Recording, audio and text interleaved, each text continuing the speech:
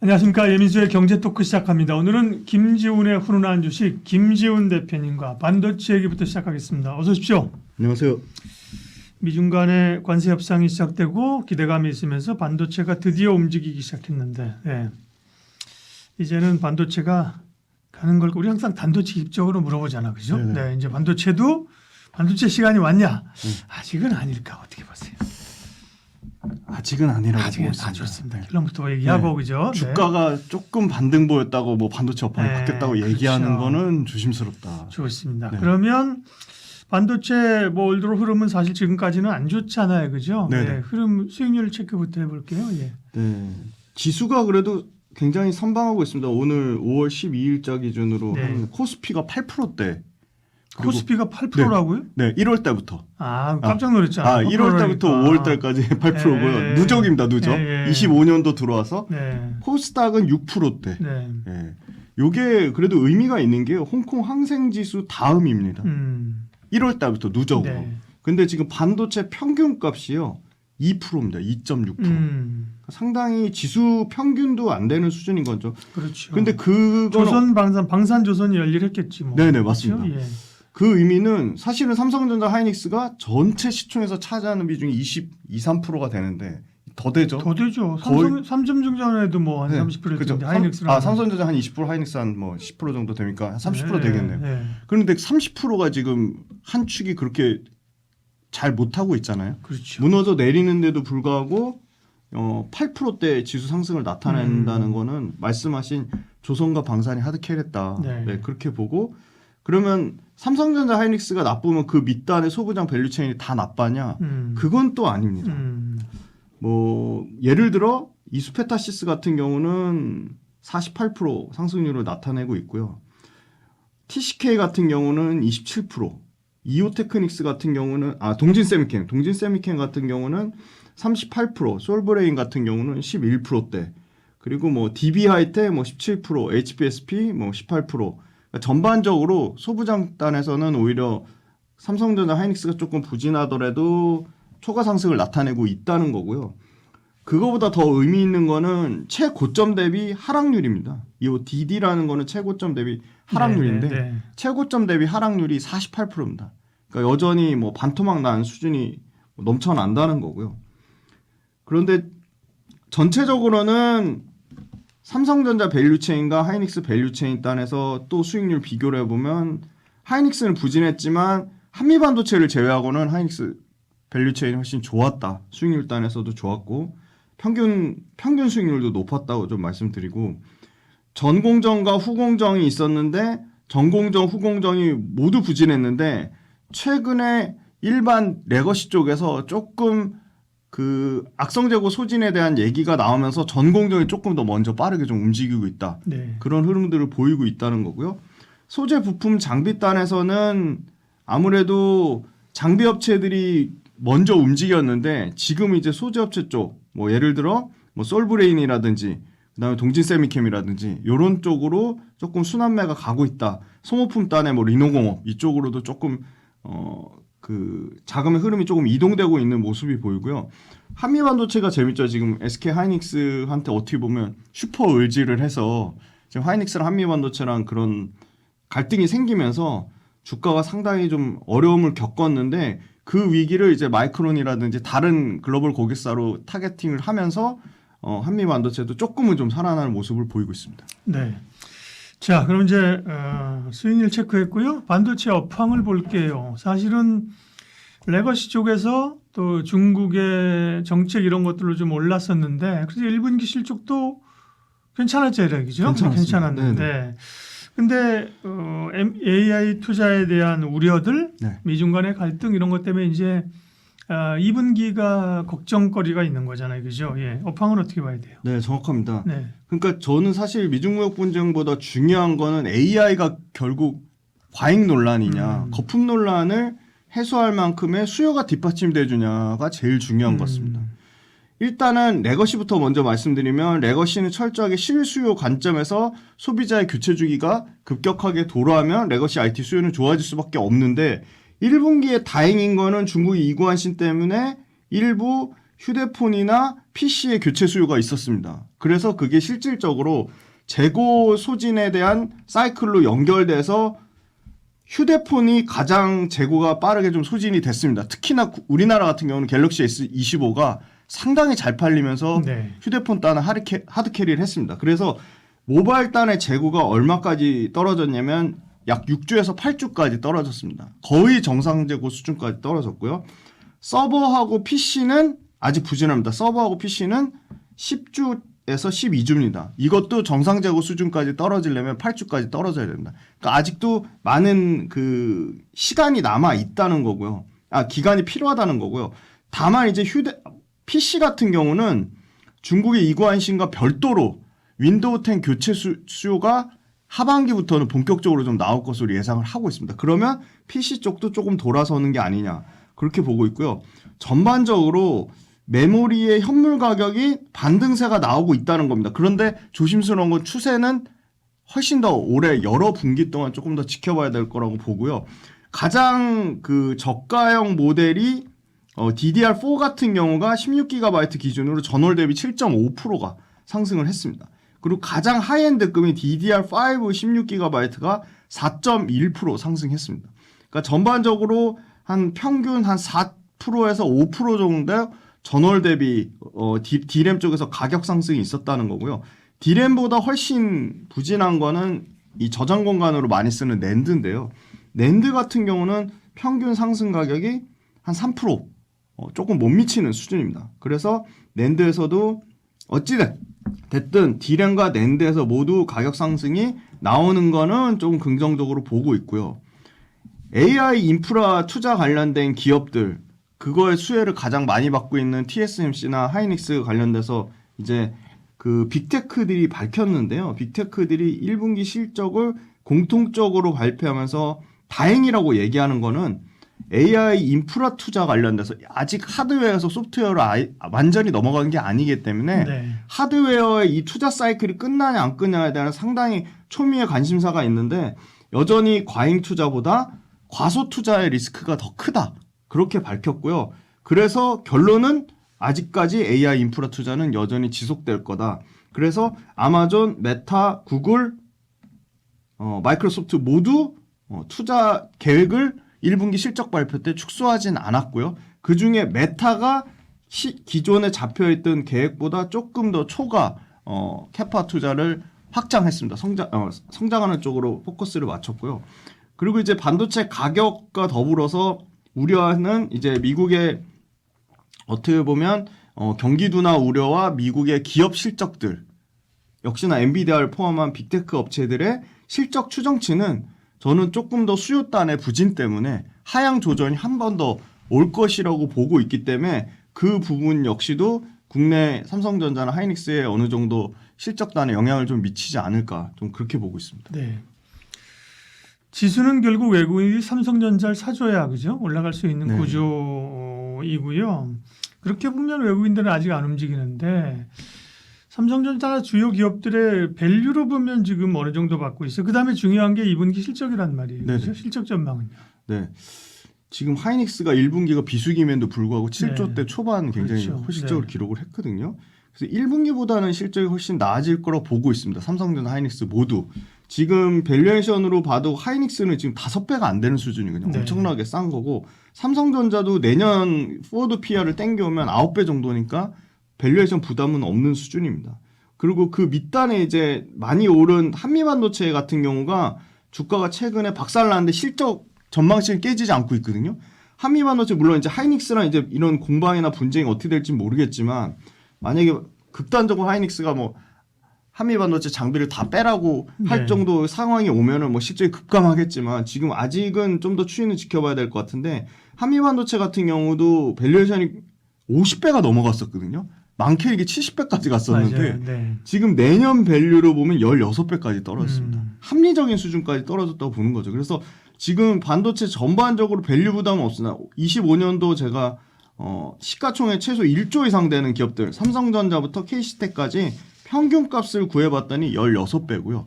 내년 포워드로 땡겨오면 13배입니다. 그러니까 상당히 실적 추정에 따라서 그러니까 실적이 상향되는 조정 여부에 따라서 밸류에이션 룸이 더 많이 생긴다고 보고 있고요.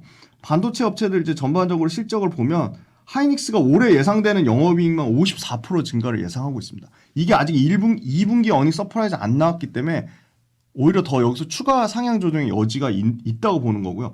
반대로 삼성전자는 지금 대략 2% 정도 연간으로도 영업이 감소를 예상을 하고 있습니다. 그래서 삼성전자 하이닉스가 전체 영업이익이 역전되는 현상이 올해 예상되고 있습니다. 역대 최초인데요. 하이닉스가 올해 예상되는 연간 영업이익이 36조고요. 삼성전자가 휴대폰하고 다 합쳐도 32조 예상하고 있습니다. 반도체만 비교한 게 아니고 전체 그렇죠. 전체 영업이익을 비교했는데 4조의 갭이 날 것으로 보이고요. 내년에도 지금 하이닉스가 아마 올해 2분기 안으로 26년도 HBM 물량에 대한 어떤 가시적인 그 목표치가 나올 것으로 보이는데 25년도는 완판됐고 26년도로 2분기 안에 아마 엔비디아 그 발주 물량에 따라서 달라질 것 같은데요. 지금 예상되는 거는 내년에도 삼성전자가 지금 하이닉스를 영업이익으로 전체 영업이익으로 40조 단 거의 동일한 수준까지 올라올 것으로 보고요. 가장 역시나 소재, 부품, 장비단의 한미반도체의 매출 성장률과 이익 성장률이 현재로서는 가장 높습니다. 올해하고 내년에 평균 매출 성장률이 40%거든요. 지금 올해 내년 모두 40%대 매출 성장률 나오는 거는 한미반도체밖에 없습니다. 소재, 부품, 장비단에서.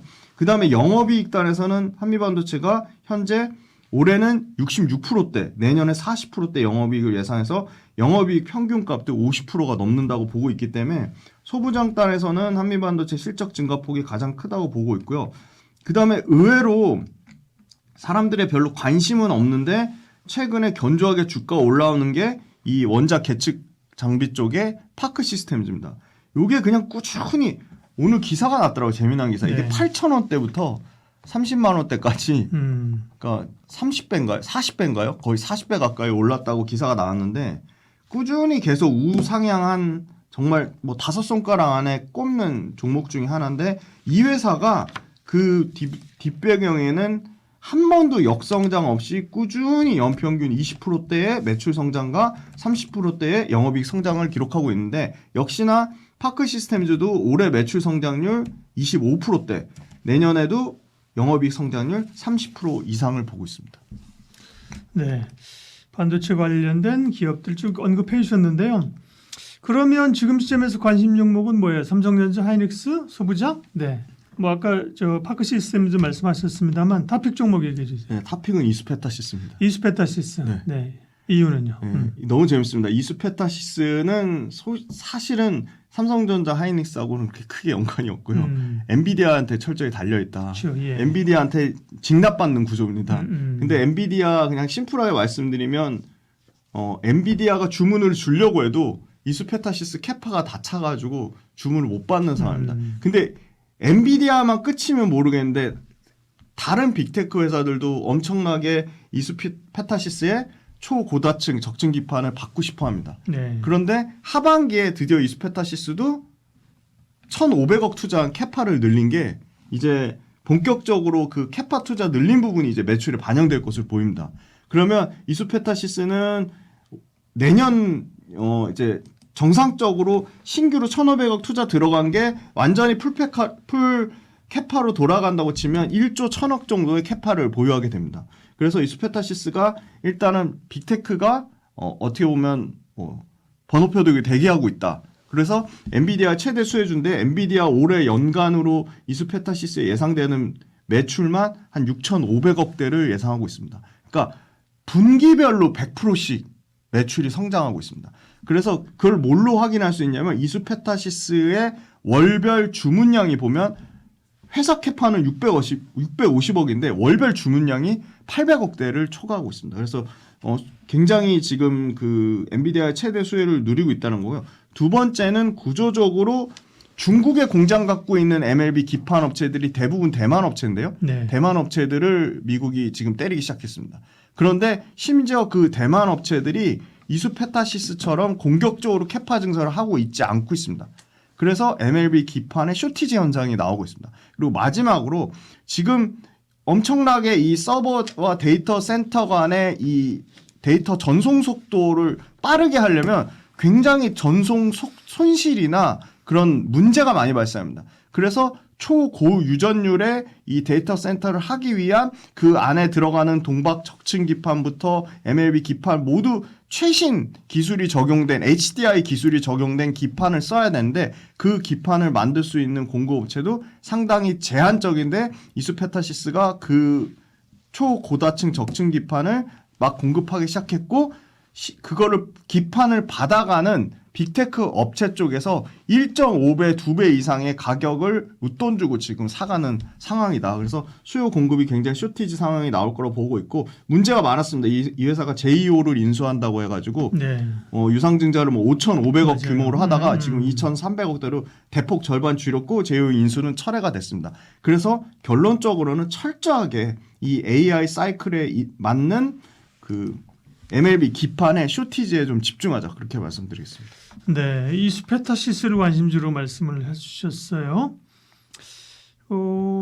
그러면은 이수페타시스는 이제 말씀하신 것처럼 엔비디아 모멘텀 앞으로 엔비디아가 움직여야 되는 거예요? 네, 그렇죠. 엔비디아 모멘텀도 있고 예. 이 아식이라는 주문형 반도체에 예. 그 마이크로소프트, 구글, 그다음에 아마존, 메타 이게 이 중에 이미 마이크로소프트랑 구글은 고객이고요. TPU에 들어가고요. 네. 아마존과 메타가 잠재 고객입니다. 네. 그리고 지금 통신사들을 갖고 있는 통신 네트워크사들을 빅 고객으로 갖고 있는데요. 네.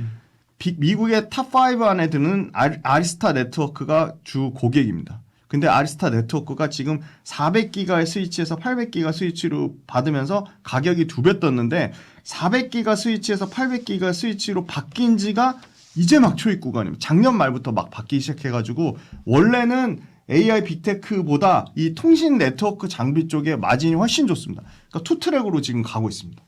원전주는 그동안 계속 체코 원전 그죠? 네네. 이거 될 거라고 얘기를 기대감이 있다가 결국 됐어. 그죠? 성사했어. 막 우리 통산부 장관이 사인하려고 비행기 타고 가는데 법원에서 제동을 걸었어. 그죠? 네네네. 그럼에도 불구하고 투자자들은 결국 될 거 아니야? 뭐 이런 분위기인 것 같아요. 원전주는. 그죠? 네네. 네. 그 굉장히 중요한 말씀 해주셨는데 그 프랑스 EDF 전력청이 목리를 놓은 거죠. 네, 그렇죠. 놓은 건데 체코 그 실제 법원 쪽 말고 그 원전을 발주준 체코 그 사장 원전 그러니까 체코의 전력 사장이 네. 이거 기간이 길어지면 길어질수록 체코 쪽에서도 어마어마한 수십억 크론의 비용 손실이 생긴다. 그래서 프랑스 EDF 쪽에 그걸 걸 거다. 비용 청구를 할 거다. 그렇게까지 밝혔고 두 번째는 우리가 최대한 공정하게 다 그거를 검토했고 모든 걸 다 따져봐도 프랑스 EDF는 안 된다. 품질, 가격, 납기 모든 측면에서 팀 코리아가 가장 우수하고 다시 검토해봐도 선택에는 변함이 없다. 그렇게 밝혔거든요. 네. 그래서 그게 뒤집어질 확률은 상당히 낮아 보이고요. 예전에도 프랑스 EDF가 체코가 아니고 다른 나라 할 때 가처분 신청한 그 사례가 있더라고요. 예. 근데 그게 뒤집어지지 않았습니다. 과거의 사례도 정확한 뭐 몇 년도에 어느 사례까지는 생각은 안 나는데요. 그런 사례가 있었고요. 그래서 저는 결론적으로는 체코 원전을 필두로 체코의 주변국들 동유럽에 뭐 그렇죠. 확산될 수 불가리아, 있죠. 에스토니아, 핀란드, 슬로베니아 어마어마하게 많은 나라들이 네덜란드까지 지금 터키 대기를 타고 있다는 그런 정도로 로직으로 가면 방산주처럼 갈 수 있는 거잖아요. 그렇죠? 그렇습니다. 방산주들도 네. 유럽에 이제 군비 확충 그죠? 네네. 그게 뭐 루마니아, 폴란드만 필요한 게 아니잖아요. 그렇죠. 그죠? 그런 로직이라면 네. 그런 기대감이 있고 수익률은 어때요? 원전주는 올 들어서 그러면 지금까지 수익률. 지금 사실은 두산 에너빌리티랑 네. BHI 두 종목이 하드캐리 했는데요. 근데 그럼에도 불구하고 지금 건설주단의 현대건설하고 대우건설이 이 원전과 관련 대우건설이 이번에 팀코리아에 들어갔고요. 네. 원전 관련된 시공사입니다. 시공사인데 수익률이 어마어마합니다. 일단 두산 에너빌리티가 오늘 또 주가가 뭐 급등하고 있는데 63% 상승률을 기록하고 있고요. 올 들어 연초 수익률이죠. 네, 1월 달부터 네, 연초부터입니다. YTD로 예. 네. BHI는 뭐 이미 100%가 넘었고요. 근데 BHI는 작년 24년도 제가 수익률도 가져왔는데 95%입니다. 예. 그러니까 연간 2년 동안 200%의 수익률을 기록하고 있고요. 두산 에너빌리티는 작년 포함하면 한 70%대. 상대적으로 무겁죠. 현대건설 더 무거운데 현대건설이 수익률로는 두산 에너빌리티를 제쳤습니다. 오늘 저희가 찍고 있는 와중에도 8% 급등 나오고 예. 있는데 현대건설 수익률이 올해 1월 달 들어서 73%고요. 그다음에 잘 모르는데 기자재 쪽에 BHI급 굉장히 탄탄한 회사가 바로 S&T 에너지입니다. 예, 이 페어레스 보일러 측면으로는 BHI 경쟁자이기도 한 S&T 에너지가 올해 58%의 상승률을 나타내고 있고요. 대우건설이 오늘자 기준 한 19%. 그래서 전반적으로 평균값을 봤더니 뭐 그 밑단에 뭐 우진이라든지 G2파워 이런 회사들도 20%대 수익률이 나오고 있습니다. 그래서 평균값이 29.8%입니다. 네. 아까 코스피 지수가 8%, 그쵸. 코스닥이 6%인데 뭐 이거는 뭐 압도적으로 지수를 초과하고 있다. 그리고 최고점 대비 하락률도 보시면 두산 에너빌리티가 5%대 최고점 대비 하락률. BHI가 요 11.9% 잘못됐네요. 한 마이너스 2%대. 네. 뭐 두산 에너빌리티, BHI 모두 최고점 영역이고 다만 현대건설은 그 건설주 좋을 때는 아직 계리율이 있어서 40%대 마이너스고요. S&T 에너지도 마이너스 3%대. 다 지금 최고가 영역에 있다. 네, 뭐 그렇게 말씀드리겠습니다. 원전주가 수익률이 괜찮은데 그죠? 체크를 네. 하니까 사실 조선방산 전력기기 이런 거를 주목해 가지고 그죠? 가려졌죠. 원전에 물론 두산 에너빌리티 같은 관심이 있었지만 네네. 전체적으로 이렇게 원전 수익률이 좋은지는 몰랐어요. 그죠? 네네. 김지훈 대표님 체크를 해 주셨으니까 알았는데 자, 그러면 이제 뭘 봐야 돼요? 결국은 또 원전은 우리가 물론 수출 모멘텀이 크긴 하지만 이게 정책이잖아요. 그죠? 맞습니다. 각국의 정책, 네. 트럼프의 정책, 우리 새 정부의 정책 이런 거랑 다 관련되어 있는 거잖아요. 네. 예. 최근에 나오는 우려 중에 저도 동의는 하지만 네. 그럼에도 불구하고 원전을 봐야 된다는 가장 중요한 핵심 포인트가 이런 거였습니다. 최근에 너무 오래 걸리고 기간이 올해도 걸리지만 전체 에너지 발전 캐파에서 차지하는 비중이 너무 적다는 겁니다. 뭐가 원전이. 어. 원전으로 에너지 캐파 아무리 감당해봤자 8%다. 8%가 무슨 의미가 있냐고 하는데 그 8%가 어마어마한 의미가 있습니다. 왜냐하면 지금 전체 에너지 캐파에서 2%도 안 되기 때문에 이미 너무 많이 탈원전이 진행돼 가지고 8%가 되려면 앞으로 4배, 5배 이상 성장을 해야 된다고 보고 있고요. 그다음에 국제에너지기구 EIA가 8%로 2030년에 정한 것도 저는 소형 모듈 원전 땅까지 포함하면 15%대까지는 좀 확산이 되지 않을까. 왜냐하면 신재생 에너지가 너무 문제가 많습니다. 첫 번째, 잘 아시는 불규칙한 발전량. 그 에너지의 간헐성을 뭘로 메꿀 거냐는 거고요. 그 뭐 스페인이 이번에 유럽의 블랙아웃도 그렇죠. 그런 얘기를 좀 하잖아요. 정확합니다. 그죠? 스페인, 네, 포르투갈 네, 좀 네. 난리 난 문제가 다 그런 신재생으로 커버하려다가 사단이 난 거고요. 두 번째는 반도체나 AI 데이터 센터 고부가 가치의 신재생이 상당히 부적합하다.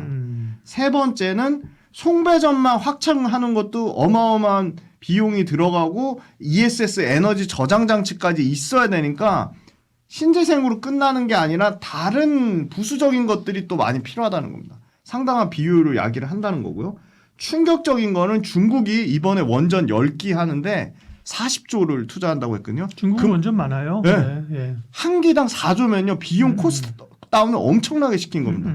그리고 최근에 이것도 제 얘기가 아니라 국가에너지기구 EIA가 밝힌 건데요. IEA 인터내셔널 인터내셔널 에너지 에이전시 아닐까? 인터내셔널 IEA 맞습니다.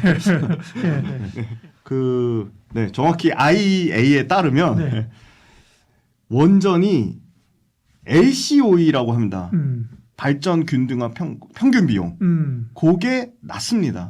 그렇죠. 발전 네. 비용은 낮죠. 네. 네. 네. 그러니까 발전 효율이 비용이 좋은 거죠. 상당히 효율이 좋다는 겁니다. 그렇죠. 네. 그러니까 무탄소 에너지원 중에 네. 풍력이나 태양광보다 훨씬 발전 효율이 좋다는 겁니다. 그러니까 안 쓸 이유가 없는 거죠. 다만 안전성, 그렇죠. 위험성 그렇죠. 맞아요. 그런 부분이 엄청나게 부각돼서 영화로도 나오는 동안에 이 중국이 이 원전 굴기 정책으로 어마어마하게 원전을 말씀하신 대로 이미 지어놨습니다.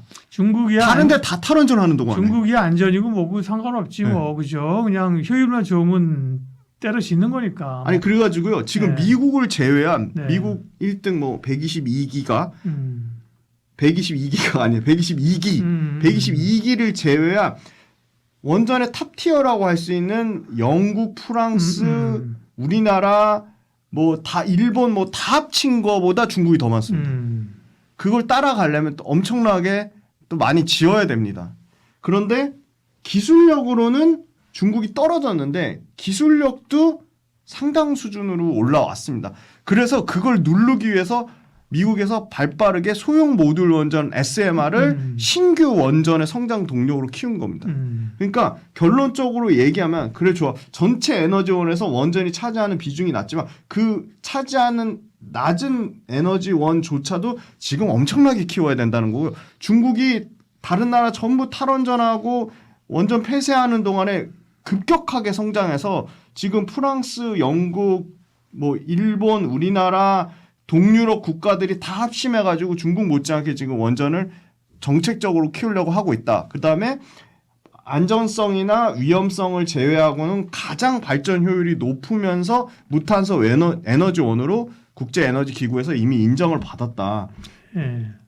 네, 그런 말씀을 드리고 우리가 좀 중국에 팔고 수출을 많이 팔아먹으면 좋으련만 그죠. 중국은 대부분은 그렇죠. 아마 자체 기술로 할 거예요, 그죠. 그렇죠. 우리가 원전 얘기할 때마다 중국 원전 이런 거 얘기 안 하잖아요, 그죠. 예.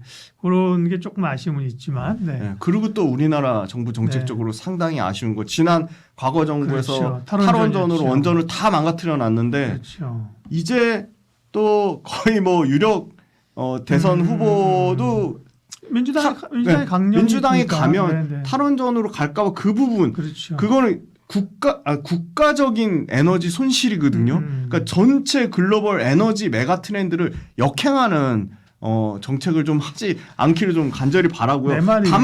다만 SMR은 조금 관심이 있다고 얘기해서 그나마 좀 다행이지 않나. 그러니까 이게 정책이 아니라 국가의 에너지 장기 수립 계획이 있어야죠, 그죠? 심지어 지금 아시잖아요. 11차 전기 그 기본 계획에 3기로 예정된 걸 1기를 또 줄여버렸습니다. 그러니까 5년마다 이렇게 바뀌면 누가 되든 뭐 그렇죠. 어느 어디를 지지하려고 하는 얘기가 아니고 그죠? 예. 이거는 뭐 5년마다 이렇게 뒤바뀌기 시작하면 전혀 그죠? 예, 어려운 뭐 어느 특정 정당하고 상관없이 그러니까요. 그냥 네. 국가적인 에너지 차원에서 너무 큰 손실이라서 그러니까요. 네. 이거는 상당히 중요하다고 보이고 그리고 그러면 우리나라 원전 기술력이 뭐 떨어지냐? 두산 에너빌리티 같은 경우는 그 얘기도 하더라고요. 두산 에너빌리티도 결국은 중국에서 뭐 인력을 빼가네 마네 그런 얘기가 일부 또 인력 빼간 거 밝혀지지 않았지만 분명히 있을 수 있습니다. 그런데 두산 에너빌리티의 그 원전 관련된 기술력은 국내 팀코리아만 증명한 게 아니라 웨스팅하우스도 증명을 했습니다. 웨스팅하우스의 APR 1000 노형에 이미 두산 에너빌리티가 주기기로 들어갔기 때문에 웨스팅하우스와 한수원의 어떤 지적재산권 이 분쟁이 잘 마무리가 됐는데 또 그거 가지고도 어떻게 보면 두산 에너빌리티가 뭐 또 한수원이 웨스팅하우스에 다 유럽 쪽은 수주가 다 뺏겨가지고 하청 개념으로 들어가는 거 아니야 그런 얘기도 하고 부정적인 얘기를 하지만 그럼에도 불구하고 이 전체적인 에너지 그 메가 트렌드의 큰 대세 그리고 중요한 거는 두산 에너빌리티와 BHI 팀코리아처럼 한 팀으로 시공사는 한수원, 주기기는 두산 에너빌리티, 보조기기는 BHI 이렇게 끈끈하게 그다음에 최종 그거는 캡코 이렇게 원팀으로 하는 나라가 우리나라밖에 없다. 예를 들어 프랑스 EDF가 예를 들어 만약에 수주를 받으면 프랑스 EDF가 자체적으로 밸류체인 해결이 안 됩니다. 뭐 주기기는 캐나다 BWXT 거를 받아야 되고 이런 식입니다. 그러니까 상당히 문제가 있다. 그리고 가격적인 측면을 얘기를 많이 해야 돼. 이거 너무 중요해가지고 미국의 보글 원전 건설 단가가 15,667달러고요. 프랑스의 플라만빌이 12,000달러대. 영국의 힌클리가 11,000달러대. 야 체코 원전 건설 단가 8,500달러 수준이라고 하는데 저가 수준 논란 얘기가 나오고 있습니다. 그런데 저가 수준 논란 또한 이 핵심 부품 조달의 밸류체인 내재화로 어느 정도 영업 마진을 좀 보전할 수 있지 않을까. 그런 기대감을 갖고 있습니다. 네.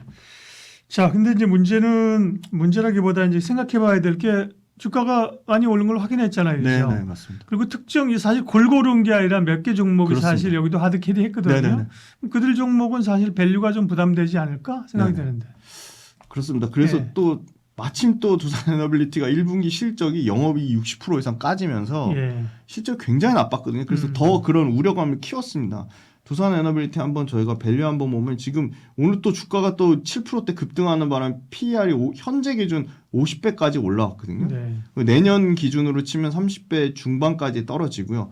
BHI가 지금 40배, 내년에 26배 정도 떨어집니다. 뭐 잘 모르긴 모르겠지만 뭐 글로벌 원전 업체들과 비교하더라도 그렇죠. 싸거나 낮은 건 아닐 것 같은데. 맞습니다. 50배, 네. 40배면. 네, 50배, 40배면 비싼 수준이라고 그러니까. 보고요. 다만 두산에너빌리티에 일단 국한돼서 말씀드리면 두산에너빌리티는 원전이 전체 매출에서 차지하는 비중이 아직 20%도 안 됩니다.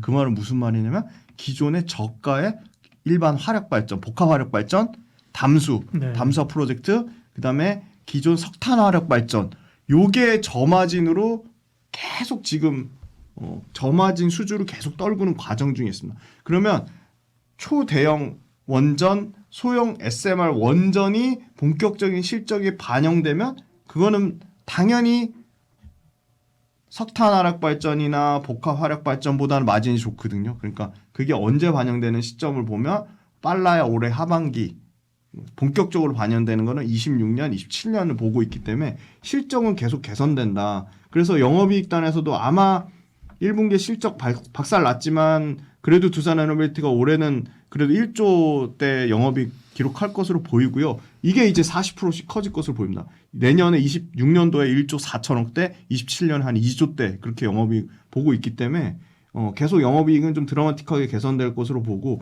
BHI도 마찬가지입니다. 올해 뭐 영업이익 한 400억대 예상하면 내년에 뭐 570억, 내후년에 뭐 780억 이런 사이즈로 커지고 S&T에너지도 마찬가지. 올해 뭐 500억대, 네. 내년에 670억대, 뭐 890억대 이런 식으로 40%씩 영업이익 성장을 예상을 하고 있습니다.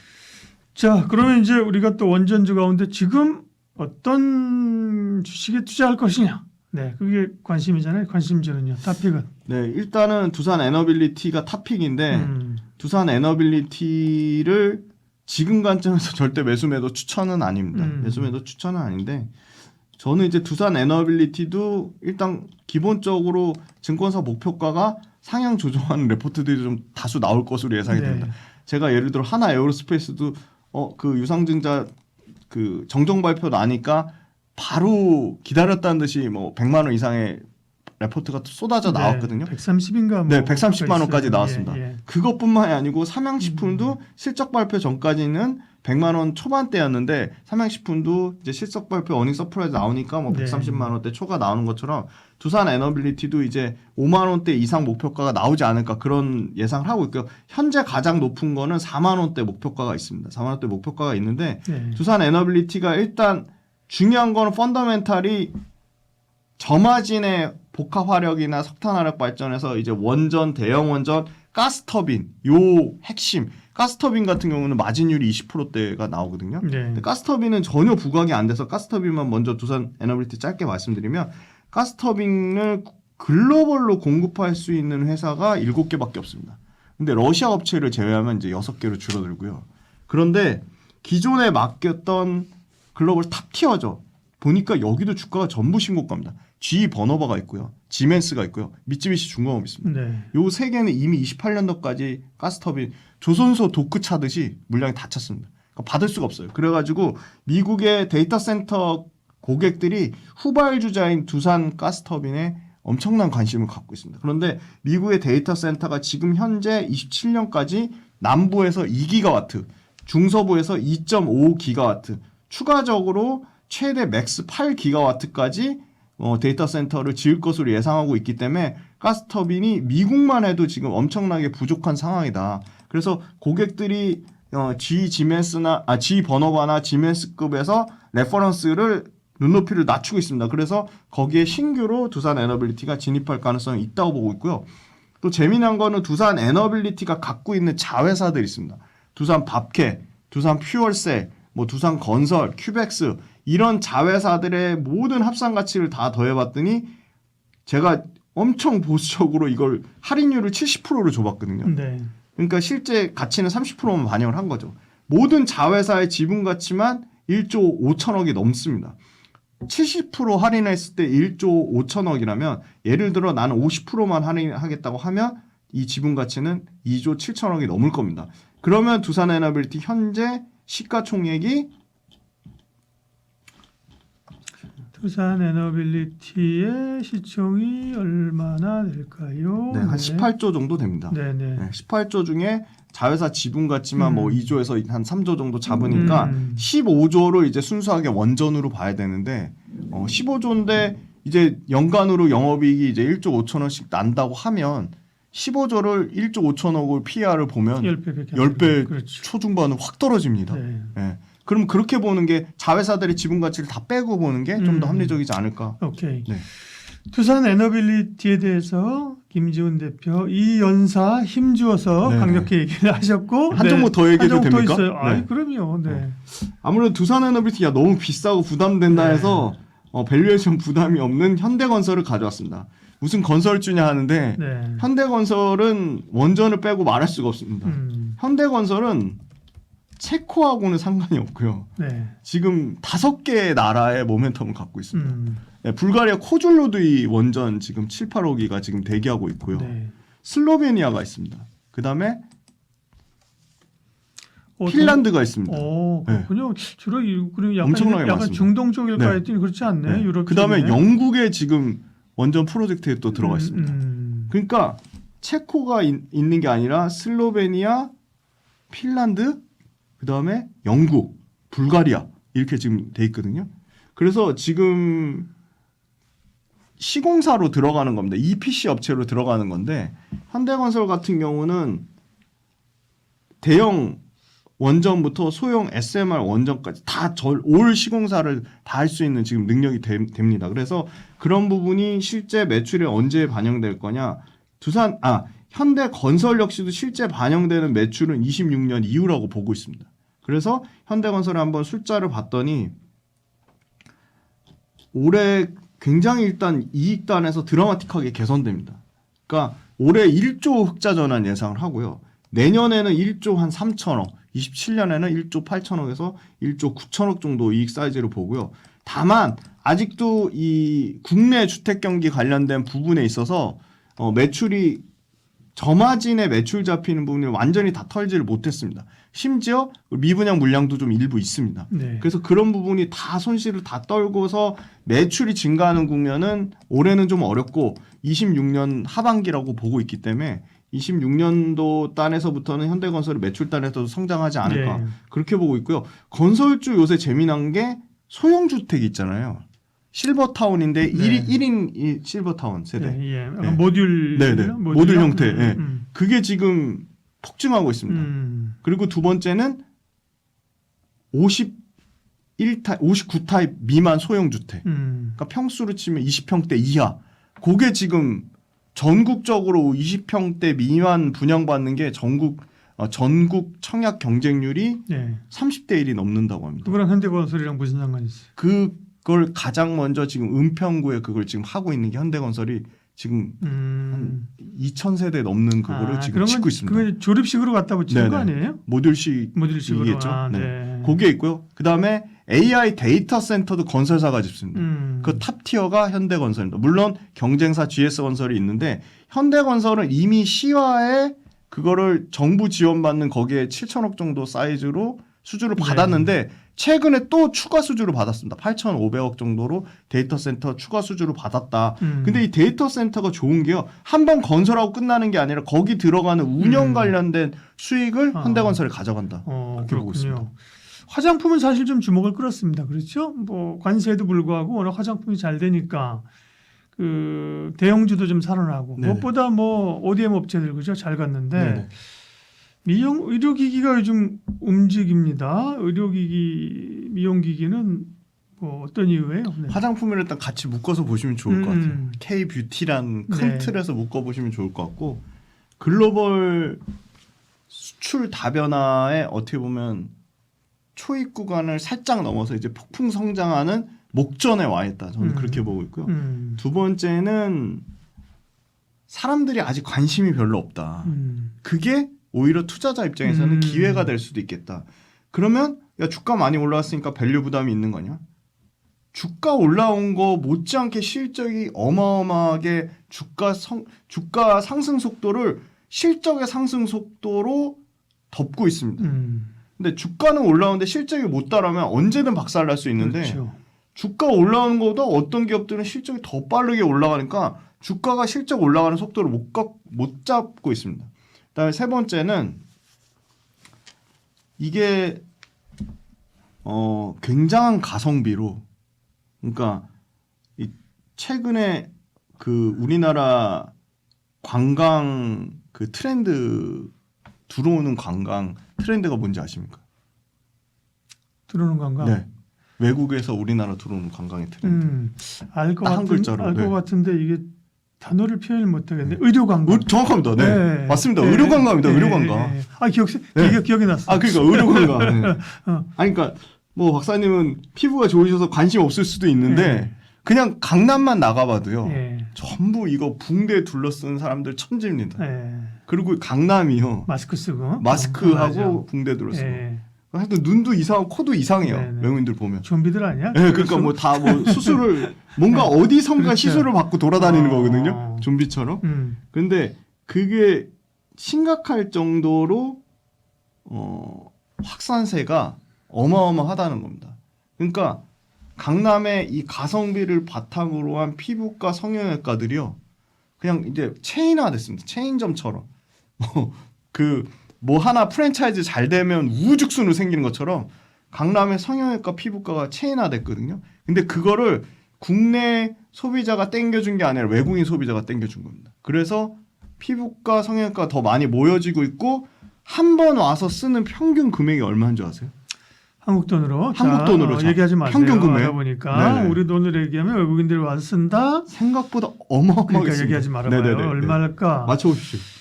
100만 원 작지, 그죠? 업이죠. 100만 원. 네, 100만 원 업입니다. 네. 1000만 원 다운일 거고. 아, 네, 당연히 그렇죠. 다운입니다. 네. 그럼 그 어디에 있는 거예요, 그죠? 네네. 그러면 한 4, 500, 5, 600. 아직 그 정도까지는 안 안 되고, 됩니다. 3, 400? 지금 현재 한 110만 원 정도가 아. 평균 가격이고요. 이게 기하급수적으로 300만 원대까지 커질 것으로 예상은 됩니다. 지금. 이게 100만 원 이상이라 그럴 때 그러면 네. 조금만 더 올리라 그래야지. 많이 올렸잖아. 그래도 뭐 100만 원 이상에 맞추셨으니까 보통 무슨 100만 원이나 써 이럴 텐데 평균 가격이 110만 원입니다. 평균 가격. 그러니까 어마어마하게 지금 1분기 1, 2, 3월 달 전체 외국인이 와서 피부과 성형외과에 쓴 돈이 1,850억이랍니다. 그걸 평균 관광객 수로 나누니까 110만 원 정도 나온 것 같아요. 결국 그러면 그들이 와서 혼자 하는 건 아닐 거고, 그죠? 그렇죠. 관광 뭉태기로 패키지로 오는 거죠. 패키지로 오고 어쨌든 병원에 연결해서 갈 거 아닙니까, 그죠? 네네. 그러면 병원에서는 결국 의료 장비를 쓰니까, 그죠? 그렇죠. 그 장비 수요나 그 소모품 네네. 늘어나니까 네네. 좋다 이런 로직인 거죠. 네. 네. 그 로직이고 네. 또 재미난 건 이 미용 의료기기들이 한 번 팔면 장비에서 끝나는 게 아니라 소모품 그 뒷단에 들어가는 어. 소모품들이 지금 엄청나게 마진이 좋으면서 연속적으로 쓸 수 있는 거죠. 그리고 의사들을 교육시켜서 그 의사들이 또 하나의 키오브 리더가 돼가지고 마케팅 영업의 대상이 됩니다. 외국 의사들 와서 교육받아서 자기네들 그렇죠. 현지에 가서. 근데 이게 연속성이 있는 게 그 시술 한번 받으면 절대 끝나지가 않고요. 그 받은 사람들이 자국에 가서 야 이거 나 재수술 받고 싶어. 뭔가 더 보정하고 싶어. 더 업그레이드 하고 싶어. 리뉴얼 하고 싶어 해서 자국에 가서 그걸 하는 겁니다. 그리고 최근에 또 대표적으로 뭐 헐리우드 탑스타 중에 하나인 제니퍼 애니스톤이 야 나 파마리서치에 리쥬란 맞았더니 이거 효과 어마어마해 해서 알아서 인플루언서들이 홍보 수단이 돼주고 있습니다. 네. 자, 수익률 체크 안 했네. 근데 사실 아까 원전 얘기할 때처럼 미용기기도 뭐 사실 종목이 그렇게 많지는 않잖아요. 네네, 미용, 그렇죠. 피부 정해져 미용기도 있죠. 네네. 뭐 화장품이나 소부장처럼 뭐 몇십 개 되는 건 아니니까 여기도 몇 개가 좀 끌고 가는 흐름 아니에요? 정확합니다. 예. 네 종목이 하드캐리 했고요. 예. 휴젤부터 클래시스, 파마리서치, APR 요 원택까지 요 음, 5종목이 하드캐리 했습니다. 휴젤만 해도 와, 작년에 84% 상승을 나타냈는데 현재 역대급 신고가 영역이죠. 요 최고점에서 DD라고 하는 게 하락률인데 4%밖에 안 됩니다. 네. 올해 36%. 36%고요, 네. 휴젤이. 네. 클래시스가 드디어 7만 원 돌파하면서 40%. 40%. 네. 네. 클래시스도 이미 작년에 27% 상승률을 나타냈습니다. 파마리서치가 와, 여기는 뭐 작년에 이미 137% 상승률을 나타냈는데 올해 지금 또 60%대 가까운 59%의 상승률을 나타내고 있고요. 그다음 APR은 요거 멀티입니다. 화장품과 미용으로 다 합니다. 홈 디바이스 쪽인데요. 작년에 21% 하락했고 다만 APR은 2월 27일 작년에 상장됐기 때문에 네. 전체 1년치 데이터는 아니고요. 올해 100% 넘는 상승을 기록했고요. 원택이 지금 5월 달부터 폭주하기 시작하면서 102% 상승을 나타내고 있습니다. 네. 그러니까 평균 상승률이 30%가 넘습니다. 그러니까요. 네. 원전보다 더 높습니다. 근데 관심은 없습니다, 사람들은. 그 관심이 없다라기보다 그러니까 그 관심 없다는 포인트가 아까 포인트라 그런 네. 거잖아요, 그죠? 네. 그렇습니다. 네. 그러면 아까 그 이슈들은 우리가 이제 K-뷰티 선상에서 얘기했고 네. 문제 이제 그게 실적으로 뒷받침되느냐죠. 그렇습니다. 네. 그 사실 국내 또 한번 평균값을 또 제가 구해봤더니 네, 와, 그 더 작은 회사들 원택이나 비올이나 요 시가총액이 1조 안 되는 회사들 원택도 이제 시총이 8천억대까지 올라왔고 비올도 5천억대까지 올라왔는데요. 네. 원택 비올도 지금 미친 듯이 해외에 지금 폭풍 성장, 해외에 진출하고 있는데 그러면 해외와 국내 매출 사이즈가 어떻게 되냐? 원택과 비올도 아마 올해 연말까지 되면 해외 매출 사이즈가 55%에서 60%까지 올라갈 것으로 보입니다. 그러면 휴젤이나 파마리서치나 클래시스나 APR 같은 경우는 이미 75%입니다. 그러니까 APR이 지금 실적이 폭증한 이유가 국내도 잘 됐지만 미국과 유럽과 일본과 중국이 다 터졌습니다. 그런데 휴젤도 1분기 역대급 실적이 나왔는데요. 매출 898억에 영업이익 390억 기록했는데 여기도 호주, 대만, 미국, 우리나라, 일본, 태국은 저가 경쟁 때문에 약간 부진했는데 일본은 더 많이 팔 수 있었는데 캐파가 제한돼서 더 못 팔았습니다. 그러니까 전반적으로 글로벌에서 매출이 전체 매출에서 70% 이상까지 올라오면서 완전히 이제 글로벌화 기업이 됐고 글로벌 매출이 많다는 거는 영업 마진이 좋다는 거거든요. 그래서 휴젤이 지금 1분기에 OP 마진 찍은 거면 43%입니다. 그런데 이게 연간으로 가면 49%대를 예상을 하고 있습니다. 그러니까 보통 50% 넘는 마진하면 클래시스만 생각하는데 휴젤이 그 정도 되고요. 파마리서치는 조금 빠져서 한 40% 초중반입니다. APR은 화장품까지 같이 하고 있기 때문에 한 20% 초중반 되고요. 메디톡스 30%대고요. 원택이나 비올 전부 50%대 마진을 차지하고 있습니다. 그래서 네.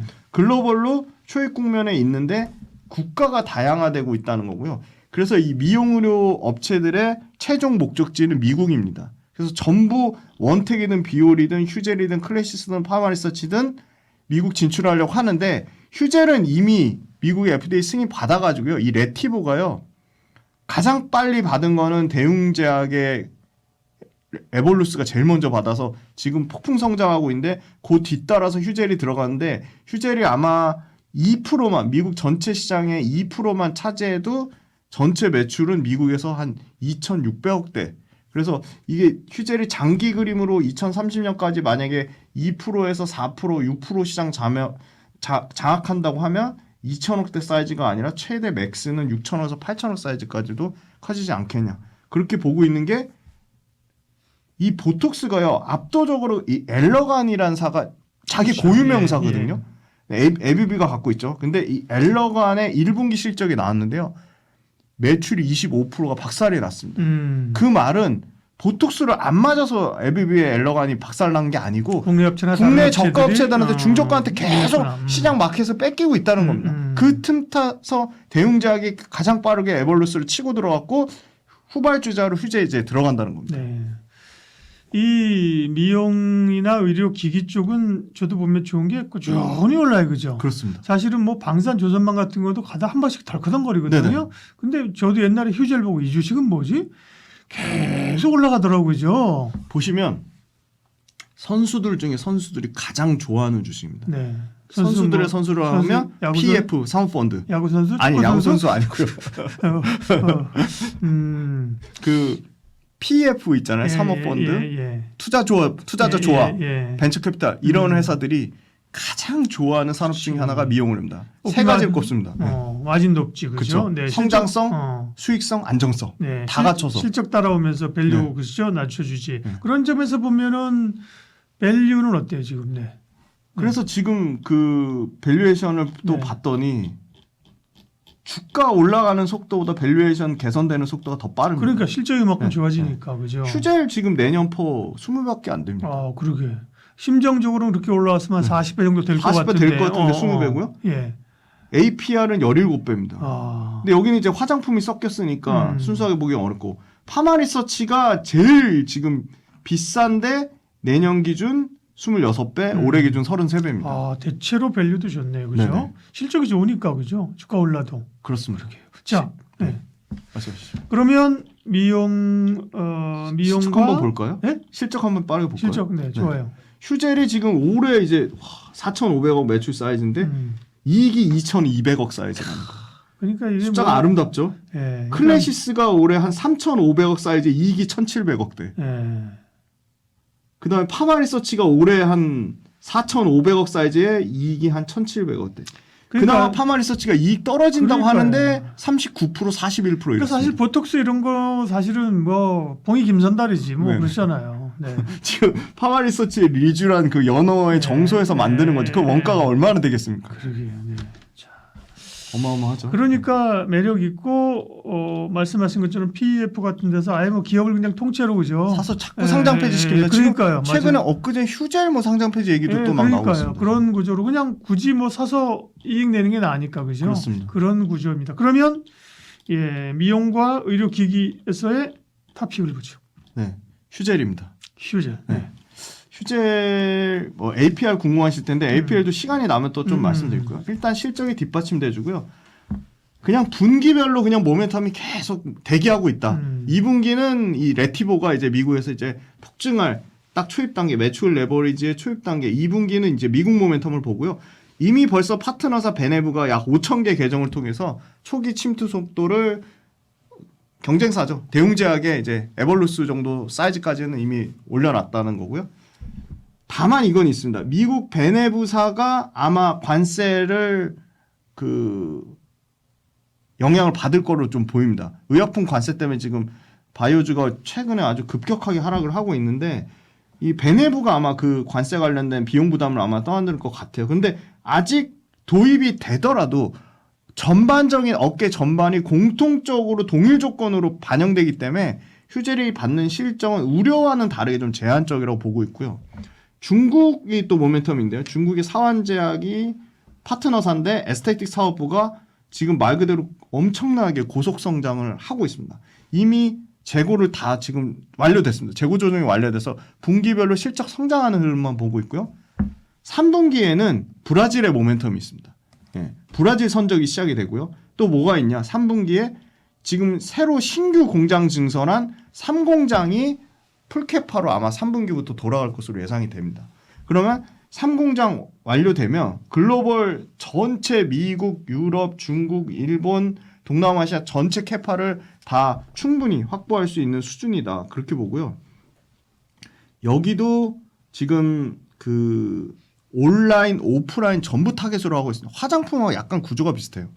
온라인으로 시작했는데 코스트코에서 대박이 났고요. 웰라주, 그다음에 겔마스크팩 이런 게 좀 대박이 났고요. 캐나다도 마찬가지예요. 온라인 먼저 침투했고 오프라인 진출 시작했는데 일단 오프라인 3개 지점에 테스트하는 걸로 알고 있고 40% 이상 성장을 예상을 하고 있습니다. 그리고 의사들을 교육시켜가지고 미국 주요 학회에 키오브 리더라고 해가지고 KOL 대상으로 영업 개시가 미국에서 지금 폭발적으로 지금 나오고 있고요. 아까 에비비 실적이 박살나면서 미국에서 중저가 톡신에 대한 선호도가 급격하게 올라가고 있다. 그리고 최근에 이제 3일밖에 안 남았네요. 자사주 30만 주 소각하면서 발행 주식 수도 한 2.4% 정도 감소할 것으로 보고 있습니다. 그리고 지금 중국이 회복된다는 얘기는 무슨 말이냐면 국내에서 파는 객단가랑 중국이랑 객단가가 5배 이상 차이 난대요. 그러니까 중국은 조금만 팔아도 국내 매출 성장을 최소한 40-50% 이상 넘기는 초과 상승하는 걸로 보고 있고요. 중국의 비중이 1분기 기준으로 평균 중국 비중은 30%대였는데 아시아 내에서 지금 50% 이상까지 올라왔다고 합니다. 네. 그래서 이게 아마 어떻게 보면 소리 소문 없이 신고가는 나왔지만 증권사 목표가 평균치는 계속 올라가서 제가 또 증권사 목표가 평균이랑 현재 주가 계리율도 한번 봤거든요. 휴젤도 보고 파마리서치도 보고 APR도 보고 뭐 클래시스도 보고 다 봤는데 평균 목표가하고 계리율도 휴젤이 가장 좋은 상황입니다. 그러니까 무슨 말이냐면 목표가 평균값이랑 휴젤 현재 주가랑 계리율이 한 29% 정도 되니까 약 30% 가까이 되니까 주가 측면으로도 다른 미용 의료 기기사들보다는 조금 여력이 남아있다. 네, 그렇게 말씀드리겠습니다. 네, 미용 의료기기 가운데 탑픽은 휴젤이고요. 탑 투픽은 네, 투픽은 이제 APR 좀 말씀드려야 될 것 같은데 APR도 뭐 1분기에 뭐 매출이 79%, 영업이익이 97% 성장하면서 전년 대비 YOY로 네. 어닝 컨센서스를 뭐 압도적으로 100억 넘게 초과를 했습니다. 해외 매출 비중이 이제 71%까지 올라왔고요. 화장품이 매출이 뭐 150%씩 성장하고 있고 항공 매출을 올해 1분기에 처음으로 미국 매출이 제치는 현상이 나왔고요. 디바이스, 화장품 모두 미국, 유럽, 신흥국에서 세 자릿수의 성장을 나오고 있고요. 여기는 100개국 이상에 이미 진출했습니다. 그래서 이 탑티어인 미국과 뭐 유럽과 일본을 제외한 나머지 국가를 신성장국으로 다 합쳤는데요. 그 합산 성적이 230% 성장으로 나타났습니다. 그래서 지금까지는 화장품이 좀 하드캐리했다면 미래의 성장은 이 홈 디바이스 쪽이 좀 자리를 잡아가지 않을까. 뷰티 디바이스 쪽이. 왜냐하면 뷰티 디바이스가 화장품보다 평균 판매 가격이 높습니다. 그렇겠죠. 마진도 당연히 더 좋겠죠. 그렇죠. 그러니까 디바이스가 더 늘어난다는 거는 이 APR의 전체 매출 성장과 외형 성장에는 훨씬 더 도움이 된다는 거고요. 메디큐브의 인지도가 꾸준히 상승하고 있고요. 그건 뭘 보면 알 수 있냐면 틱톡과 인스타와 구글 트렌드에 메디큐브가 계속 상위권에 노출되어 있습니다. 뭐 엄청나게 핫했던 조선미녀, 그다음에 뭐 마녀공장. 조선미녀 마녀공장이 그것 때문에 울타뷰티가 난리가 났잖아요. 미국 우리로 치면 올리브영 같은 게. 그거 약간 주춤하니까 메디큐브 인지도가 지금 폭증하고 있습니다. 그래서 APR은 주가 부담은 있지만 성장에 대한 의심의 여지는 없다. 그런데 화장품에서 미용 의료기기로 구조적으로 넘어가는 단계에 있고요. 미국 오프라인 채널이 K뷰티의 불모지라고 합니다. 그 말은 무슨 말이냐면 온라인으로 잘 기반을 닦아놨으니까 이제 오프라인으로 미친 듯이 진출할 거야. 그런 모멘텀을 보고 있기 때문에 미국 모멘텀, 오프라인 모멘텀, 일본은 지금 돈키호테란 우리로 치면 또 올리브영 같은 건데 그렇죠. 돈키호테가 한 500개 미만이랍니다. 지금 매장에 들어가는 게. 근데 당장 올해만 뭐 연내까지 가면 연말까지 가면 3,000개 이상까지 오프라인 매장 확대하겠다고 하니까 그 포텐이 상당히 남아있다고 보고 유럽 역시도 미국과 약간 비슷한 수준입니다. 중저가 톡신과 필러에 대한 높은 수요가 있는데 아직 침투율 자체가 너무 낮다. 그래서 미국, 유럽, 동남아시아, 중국, 일본에 대한 모멘텀이 고르게 좀 터지지 않을까. 그거를 월별 수출 데이터로 계속 확인할 수 있다. 네, 그래서 다음 달에 또 수출 데이터 나오면 또 업데이트해서 또 말씀드리겠습니다. 네, 피부, 의료, 미용, 의료기기 관련된 관심 종목까지 김지훈 대표님 함께했습니다. 고맙습니다. 감사합니다.